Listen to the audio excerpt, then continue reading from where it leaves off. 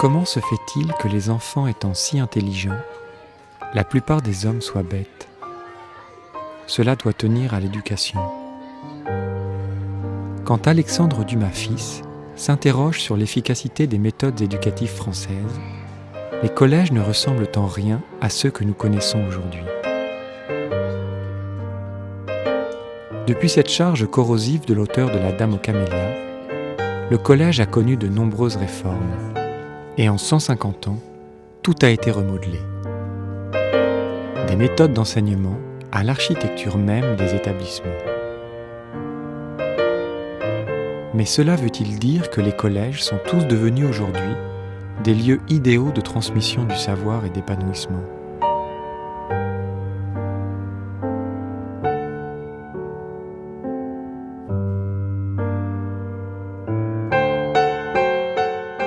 Depuis la loi Haby en 1975, le collège accueille dans un cadre unique et sans examen de passage tous les élèves à la fin de l'école primaire. Cette directive qui légifère sur l'organisation du collège se met en place au moment même où l'architecture standardisée des collèges est remise en cause et que s'engage une réflexion sur la qualité architecturale en concertation avec le contenu pédagogique de l'enseignement. Placés sous la tutelle de l'État, les collèges sont confiés au département à la faveur des lois de décentralisation. L'enseignement pratique reste cependant la mission de l'État. Dans les faits, ce transfert de responsabilité s'opère en 1986. Le département a désormais en charge la construction, l'entretien et l'équipement des collèges publics. Dès lors, la compétence du département s'affine à travers une politique qui met l'architecture au service de la réussite des élèves. Le collège, lieu d'enseignement et équipement public, devient également un élément d'aménagement du territoire et d'intégration urbaine.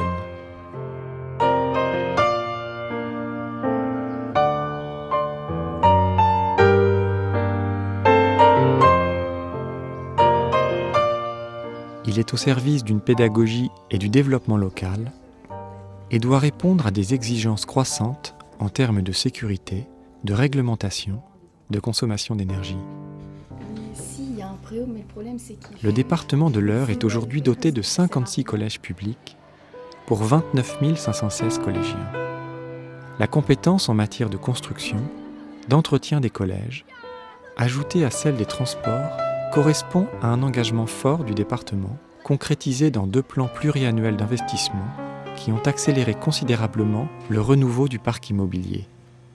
Depuis 1986, ce sont 14 collèges qui ont été construits et plus d'une cinquantaine qui ont été reconstruits ou restructurés. C'est un acte important qui est posé par la collectivité, puisque souvent le collège est un des éléments structurants du canton, puisque la plupart des cantons disposent au moins d'un collège. C'est un élément structurant auquel, évidemment, nous devons répondre avec un double objectif, celui de répondre aux fonctionnalités qui sont demandées par les équipes éducatives, mais en même temps avec un soin particulier pour l'architecture, puisque l'architecture doit à la fois répondre à ce que j'appelle les exigences de la modernité de son époque, et en même temps s'inscrire dans le paysage rural ou urbain dans lequel il prend sa place. Et je trouve particulièrement important que nous puissions présenter cet important travail qui a été réalisé sur l'architecture des collèges dans le département de l'Eure.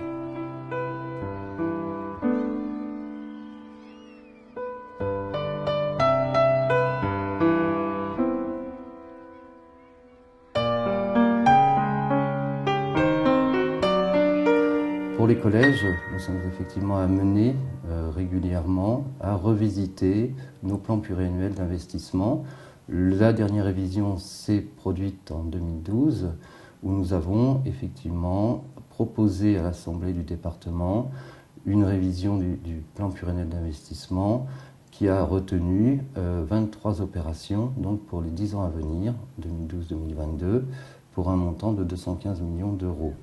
soit donc sur l'ensemble de la période, compte tenu des opérations déjà engagées, 300 millions d'euros d'investissement.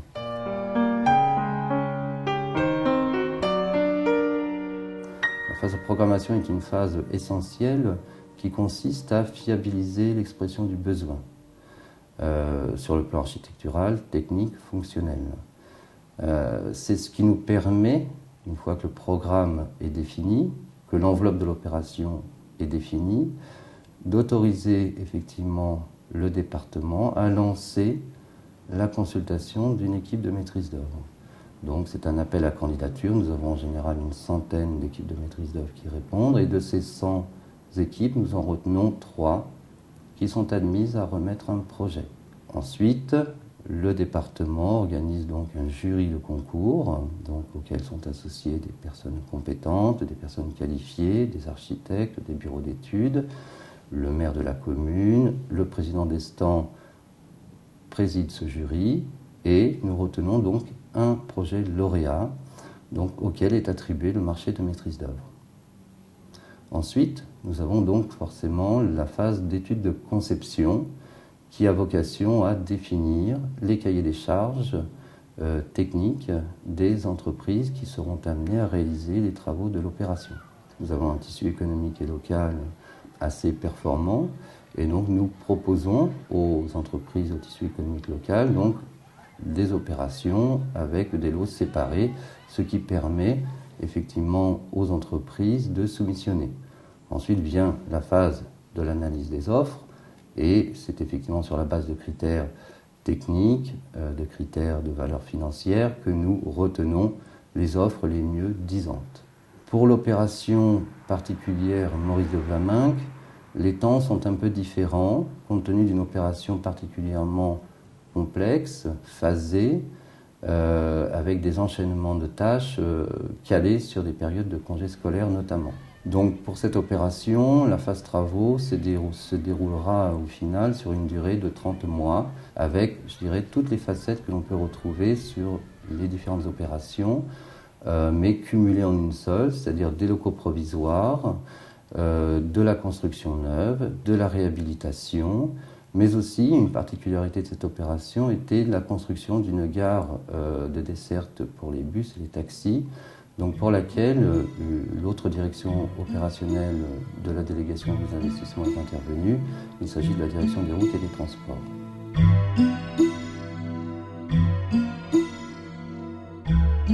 Et donc la dernière étape va être donc la démolition de ce bâtiment ancien, donc qui abritait jusqu'en juin dernier donc des élèves à rez-de-chaussée.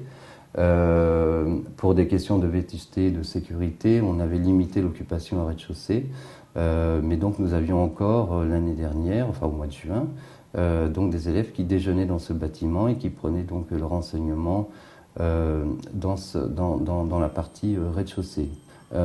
Christophe Bidault considère ce bâtiment central comme une commode avec donc des tiroirs sortants, des porte-à-faux.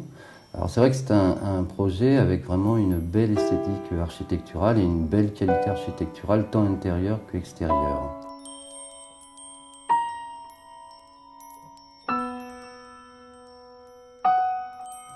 Et il est venu greffer donc le nouveau bâtiment qui contient l'administration, la vie scolaire et d'autres locaux d'enseignement spécialisés, donc sur cette barre initialement existante, en créant un patio central qui permet effectivement d'apporter de la lumière naturelle de façon conséquente sur les différents locaux.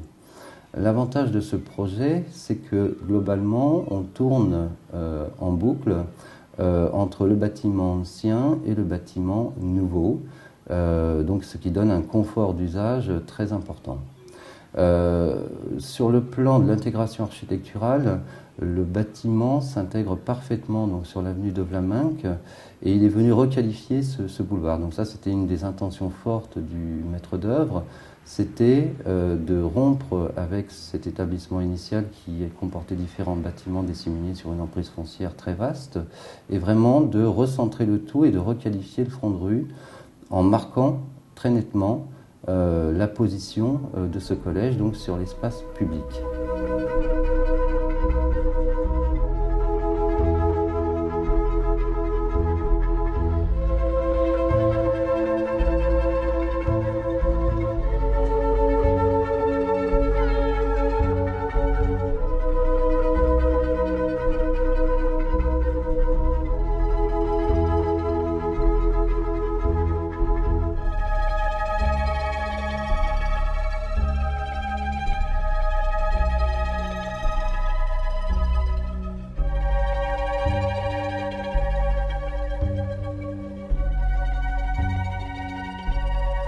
Donc d'autres chiffres sur cette opération, c'est son coût, 19 millions d'euros, donc qui est un des coûts les plus importants en matière de réalisation de collèges que nous faisions. Nous avons donc construit un peu plus de 5000 m² de bâtiments neufs et réhabilité un peu plus de 4000 m² donc de bâtiments anciens. L'emprise foncière, on est sur à présent une superficie d'environ 25 000 m², sachant qu'au terme de l'opération, nous redonnons aux collectivités les surplus, s'agissant notamment de la gare de desserte des bus, donc qui est remise en exploitation auprès de la commune. Pour moi qui suis au Conseil général maintenant depuis cette année, donc j'ai eu l'occasion de livrer déjà un certain nombre de collèges et de bâtiments départementaux. Et à chaque fois, à chaque livraison, il y a un sentiment assez ému de remettre à disposition des utilisateurs et des occupants, donc tant les équipes administratives, pédagogiques, que les élèves, donc un nouvel outil qui leur permettra, on le souhaite, un développement, une carrière et un épanouissement donc dans leurs activités. Le passage du primaire au secondaire est un moment particulier, parfois violent. On passe d'un espace souvent petit à un lieu éclaté. Le concept de classe et la relation privilégiée avec l'instituteur font place à une double pluralité, celle des espaces et des activités, celle du corps enseignant. On va de classe en classe, de discipline en discipline. Ce nomadisme entraîne une nouvelle pratique des lieux que le maître d'œuvre va chercher à agencer avec intelligence.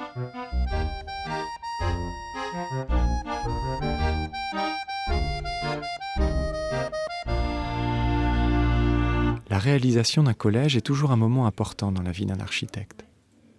D'autant plus quand il s'agit, comme pour le collège Ariane de Vernon, d'imaginer un dialogue entre le patrimoine bâti et le bâtiment à construire. C'est un lieu qui était extrêmement présent dans la mémoire vernonnaise, du fait que beaucoup de Vernonnais ont travaillé là, et c'est un lieu qui nous a apparu essentiel de conserver. Quand on nous a donné ce programme, on avait le choix, bien entendu, de démolir le bâtiment ou de le garder. On a choisi de conserver ce bâtiment malgré les complexités techniques que ça apportait. Et pourquoi ? Encore une fois, pour conserver cette mémoire. Et ce bâtiment comportait une surface disponible d'environ 4000 m². Le programme était de plus de 6000 m² à construire, donc il fallait faire une extension.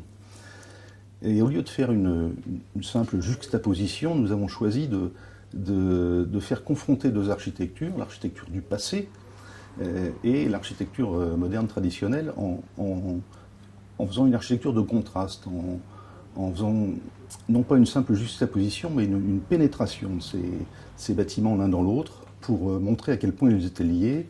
Et en fait, chacun profite de la valeur d'architecture de l'autre. Cette architecture moderne vient se confronter à l'ancien et provoque des contrastes qui provoquent l'émotion et la valorisation.